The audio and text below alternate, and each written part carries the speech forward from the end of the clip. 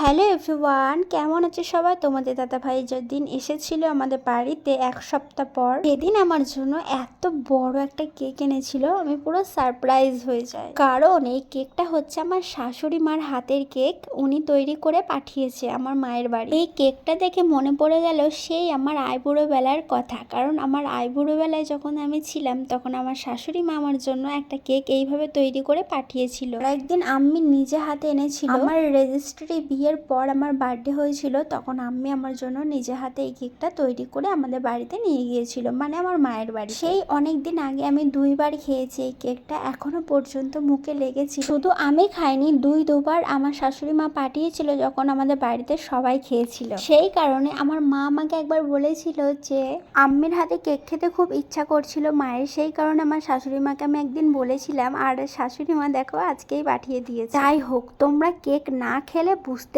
পারবে না, তো পুরো অমৃত, সেই স্বাদ গাইস, সেই স্বাদ। তোমরা তো টেস্ট কি বলবো, যতই নাম করব না তত কম হয়ে যাবে। আমরা সবাই মিলে 1 পিস করে খেয়েছিলাম, পুরো বাড়িতে সবাই নাম করেছে। যেটা ভালো সেটা তো ভালো বলবেই সবাই। এটা কিন্তু সত্যি কথা যে দোকানের কোনো কেকই এই কেকের সাথে মিলবে না, একদমই টেস্টি, খুব টেস্টি। চলো আমরা সবাই একসাথে কেক খেতে থাকি, আর তোমরা আমার চ্যানেলটাকে সাবস্ক্রাইব করে দাও। Bye guys.